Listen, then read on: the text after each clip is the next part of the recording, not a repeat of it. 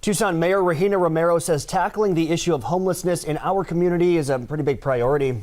And one of the ways is by funding mental health programs within the Tucson Police Department. 9 on Your Side's Veronica Vernaccio joins us now in the studio to explain where your tax dollars may be going to help the homeless. Veronica? Mark, Lydia, good morning. It's all about making sure the Tucson Police Department is best equipped to handle homeless in all situations. So this is whether they're mentally ill or maybe struggling with addiction. At a recent Tucson Homeless Coalition meeting, Mayor Romero says the Tucson Police Department brought up to her that they need help with funding of mental health programs. So her plan is to budget 6 to 8 clinical psychologists within the civil workforce at TPD. And Mayor Romero hopes this will not only decrease the number of homeless we already have, but also stop people from getting to that point. She plans to continue working closely with nonprofits and adding more resources around the community to keep decreasing the homeless population in Tucson. Veronica Vernaccio, KGUN9 On Your Side. All right, good information, Veronica. Thank you. Since the beginning of 2020, 4 pedestrians have died in crashes in the city of Tucson. That's 1 more death than last year at the same time. So to help bring those numbers down a bit, we've seen new laws go into effect banning phone use while driving. Now states are also looking at stopping pedestrians from using their phones while walking in a crosswalk. An Arizona attorney who specializes in injury law says he does expect the movement to happen on a national level.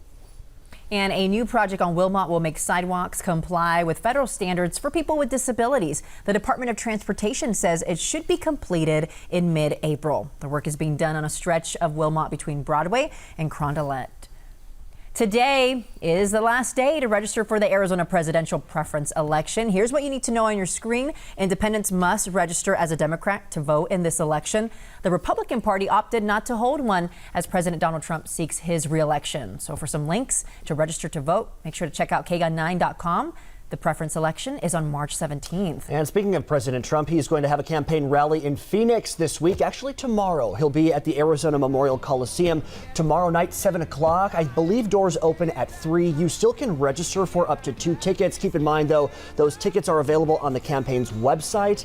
They are on a first-come, first-serve basis. The controversial Stone Garden grant is back before the Pima County Board of Supervisors today, and this time the sheriff says he could get approval for about $1 million. The money is used for border enforcement, overtime pay, and equipment. Earlier this month, the board rejected that funding in a 3-2 vote. Public school teachers are trying to gather more than 300,000 signatures in the next 5 months so that the Invest in Ed proposition can be put on the November ballot. Invest in Ed is a ballot initiative that supporters say will raise $940 million a year for education by taxing the rich here in Arizona.